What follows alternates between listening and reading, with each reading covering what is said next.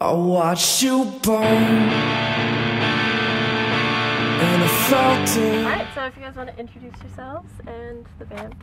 I'm Nick, I play guitar in Citizen. I'm Jake, I play guitar in Citizen. Alright, so... I play drums in Citizen. Alright, so you guys just released Youth in June. How was that recording process with William? It was really cool. We had done 2 songs with him for a split with Turnover, I guess at this point a couple years ago, and it was really cool, and we knew immediately that we wanted to go back. So when it came time to do Youth, it just was a no-brainer that we were going to do it with him, and we had really high expectations, and I think that those expectations were definitely met.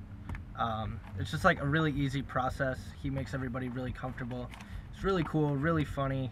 He likes really good food, and he shows us where to eat, so that's pretty sick. That's the best part of recording there. The food on the block is so good.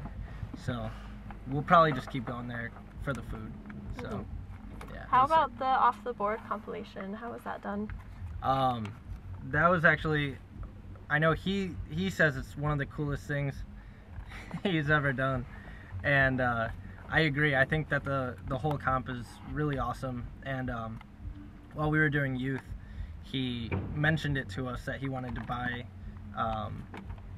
he wanted to be a partial owner of Studio 4, which is really cool because it's such a legendary studio, and he said that he was going to put together a compilation of all the bands that record at Studio 4 and just put together this monster of a compilation, and it just recently came out, and he's shipping records right now, and it's really fucking awesome. So if you don't have it, get it. It's a super good comp. It's a lot of comps can be a lot of throwaway songs, maybe B-side tracks that bands make, but I listen to it front to back, and everybody's really seems to give it their all. We play our comp track, Sainthood Reps on this tour, as well as Polar Bear Club also both play their comp tracks, so it's I think there's really a lot of effort put into it. I think every song could be on that respective band's full-length album. You know what I mean? It's not just... No one cut corners for the comp, and that's what makes right. it really awesome. That's why it rises to the top. For sure. Alright, so who is your favorite Run for Cover band? Pity Sex. I'm also from Michigan. They're from the area, so have played in a lot of other bands together. So you obviously there's a personal connection with them, and then just Feast of Love is just a great, an awesome record, a really good follow-up to their previous one. So I've been spinning that quite a bit lately. Pity Sex, love Hostage Calm, fucking love Hostage Calm. Daylight. I can't I always forget everybody who's on Run for Cover just because seriously every band on Run for Cover is super fucking good, and there's no, I don't know, there's no bullshit on Run for Cover. I think every band is really cool. So and rapper GDP is sick also. I've yet to listen to this guy. I just found out earlier this tour that there's a rapper on Run for Cover, so it shows how much he's really sick. Attention. I got to see him live, and he chilled with me and a couple of my friends, and it was really cool. Is he pretty chill? Yeah, he is chill. So GDP.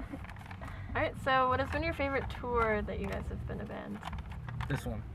This is one? my favorite. I don't want to diss on any other tours, but this one just feels the most comfortable to me.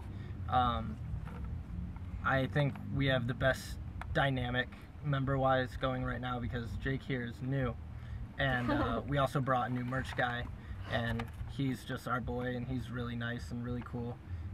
So I think the dynamic on this tour is just perfect. Every single person on the tour is really nice and really awesome to hang with. So yeah, in and out of the van, everybody's a total sweetheart, and everyone's super approachable, really funny, and to boot, the bands are all really awesome, and everybody's doing their own thing. It's not a redundant tour package by any stretch of the imagination. Right. Everything is has their own sound, and that's really important too, to keep everyone stimulated. Mm-hmm. Alright, what do you guys miss about home when you're on tour? Oh, I've got a lady back home. I got a really good Thai restaurant by my place. That's seriously about it. I miss cleaning the apartment because I know it's getting trashed now that I'm away. My girlfriend, well, she doesn't even live at home anymore because she goes to college, so I guess that doesn't really count. But my cat, really miss my cat. My mom sent me a picture of my cat today, rolling around on her back. Super fat. It's like a Super fat cat. Fat cat's not my Super favorite. cute. There you go. Yeah, my cat for sure. My brother is in the band, so I don't know. So that's like one less person that I have to miss from home. But yeah, just like little things. I really miss going to the movies whenever I'm gone. That's like, for some reason, I like never went to the movies before we started touring. And then we toured, and all I wanted to do was go to the movies all the time. And then I got home, and now every time I'm home, I like hit the movies like every Tuesday because it's $5 movie day. It's good. What's the best food you guys have had while on tour so far? That's an extremely good question. So Melt. far on this tour, Melt in Cleveland. yeah, that's right. Melt in Cleveland, which is like really close to like where they're from, but still none of us have actually gone there before. It's like a gourmet grilled cheese yeah. restaurant, and it like might sound like white trash just to talk about, but it's like seriously like incredible. There's like barbecue shit. There's a barbecue restaurant in Detroit that I've been to a lot, and I got to bring these guys because that's where I'm from. Is called Slows. It's like a Food Network barbecue spot, and it's like incredible. So like I had a good time taking them there. Chiang Mai in Conshohocken, right by Studio 4, is this Thai restaurant, and it's seriously the best Thai restaurant, like, anywhere except for Thailand, probably. I don't know, it's super fucking good, and it probably beats this dude. So they say. Yeah, I was just gonna say. restaurant. We'll see. We're gonna stop there before Philly at the end of the tour here and really put it to the test. Alright, so last question. Who did you guys listen to while you're in high school? Or getting into music, really? Oh boy. I listened to a lot of bad bands. But yeah, I listened to like a lot of bad metal for a while, and then I don't know. I was like into like some like punk and like punk rock when I was little, and then kind of rediscovered it like my sophomore year of high school or something, and kind of got into the bands that I'm listening to now. But yeah, for a while there, I was like definitely on a dark path. It's easy to have like bad taste when you're like a little. It's easy to have bad taste as an adult too. But I guess it's like about the same. Like I listened to like a lot of ska which I'll still stick behind. A lot of people don't really care for ska, but I listened to a lot of like Less Than Jake when I was really young, and then I started going to just like local shows and just like a lot of older kids, and you start looking at like their t-shirts or like maybe like overhear them and stuff, and like I'm like 23, and so like kind of right before like fast internet was a thing. I couldn't just YouTube bands, or MySpace wasn't necessarily as popular, PureVine was a thing.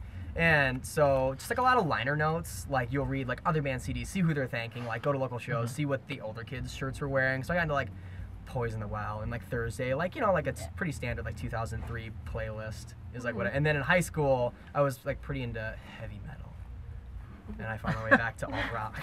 It's like I've been like all over the place, like and back. So Yeah, definitely like liner notes when I was little. Like I actually forgot that until he said something, but I would just always look in like the Dookie liner notes, or I don't even think Dookie's liner notes thank anybody, so that's not really a good example. don't cross check on the Dookie liner notes. But yeah, no, I would always just check out like bands' liner notes and see who they thank and like what bands to check out and stuff. And I feel like that's a little dated now. I don't think too many bands will thank other bands in their liner notes at this point. But I just don't think that's like the vehicle that people use anymore. Right. You know what I mean? People just see Internet Twitter. is We'll so see who's prominent like now. who the person's calling out on Twitter. It's like pretty, you know, you guys like understand how it goes. So anyway, there's like a lot of stuff that like stands the test of time, like Thursday. And then I've like listened to a lot of stuff that like does not stand the test of time, and I'll like spare you those names. So yeah, like pretty poor taste. None of the names? None of them? Oh, I'm trying to even think. Like, I wasn't like super committed, but like remember when like Job for a Cowboy was going on, like that, like I was like super into that, and now they're actually like a pretty like credible death metal band, so like good for them and stuff. But yeah, I was into like, you know, the grindy stuff for a second there, for sure. I think everybody It was fun. It was a lot of fun. All right, anything you guys want to say? Come to this tour, because every band we're on tour with is really sick. Not us, but every other band. Not us. Hit the tour, Detroit Straight Edge 2013.